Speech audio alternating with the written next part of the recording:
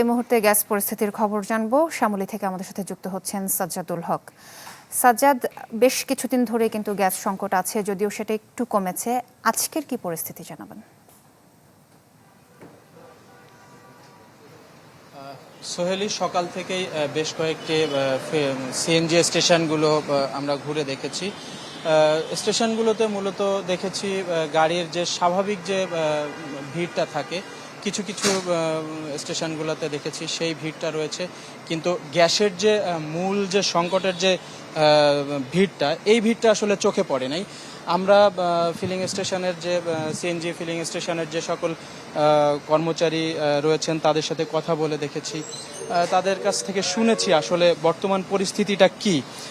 তারা আমাদেরকে জানিয়েছেন যে গ্যাসের যে চাহিদা, সরবরাহ যে ব্যবস্থাটা, সেই সরবরাহ ব্যবস্থাটা মোটামুটি এখন কিছুটা সচল হয়েছে। নগদ নিয়ে এলো হার না মানা হার অফার। সর্বনিম্ন 10,000 টাকা রেমিটেন্স নগদে পাঠালে থাকছে স্বর্ণের হার জেতার সুযোগ।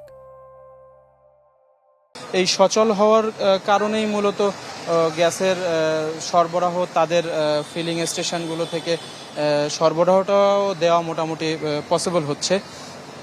তো আমি যদি একটু আপনাকে বলে রাখতে চাই যে স্থানীয় এবং আন্তর্জাতিক যে সকল বিশেষজ্ঞরা আছেন তাদের প্রচেষ্টায় মূলত টার্মিনালটি, যে ক্ষতিগ্রস্ত টার্মিনালটি, এলএনজি টার্মিনালটি, ওটা আংশিক সচল হয়। এই সচল হওয়ার কারণেই মূলত রাজধানী সহ সারা দেশে যে সিএনজির যে সংকটটা ছিল কিছুদিন আগে, সপ্তাহ দুয়েক আগে, সপ্তাহখানিক আগেও মোটামুটি সেটা বলবৎ ছিল সেই সংকটটা।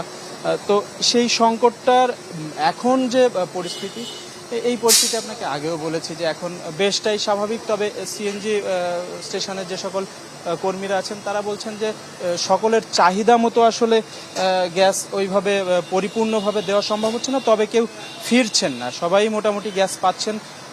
হয়তোবা যার চাহিদা আছে 700, 800, 1000 টাকার, তাকে হয়তোবা 500 বা 600 টাকার গ্যাস দেওয়া হচ্ছে। এছাড়াও যে সকল এছাড়াও যদি আমি আপনার মাধ্যমে একটু জানাতে চাই যে বিদ্যুৎ ও জ্বালানি মন্ত্রণালয়, আমাদের জ্বালানি মন্ত্রণালয় আসলে জানিয়েছেন যে এই যে বর্তমান যে পরিস্থিতিটা, এই পরিস্থিতিটা মোটামুটি আগস্টের মাঝামাঝি নাগাদ আর কি মোটামুটি এই সমস্যাটা আরও উন্নয়ন হবে। এবং বিশেষজ্ঞ যারা আছেন গ্যাসের, যারা এই এলএনজি বিশেষজ্ঞ বা জ্বালানি বিশেষজ্ঞ যারা আছেন, তারা বলছেন যে আসলে আমাদের এই সংকটটা ততদিন থাকবে যতদিন পর্যন্ত আমরা আসলে আমদানি নির্ভর জ্বালানি ব্যবস্থায় আসলে থাকবো, ততদিন এই সংকটটা আমাদের থেকেই যাবে। তো এজন্য আসলে তারা পরামর্শ দিচ্ছেন যে আমাদের মূলত আসলে ধন্যবাদ আপনাকে।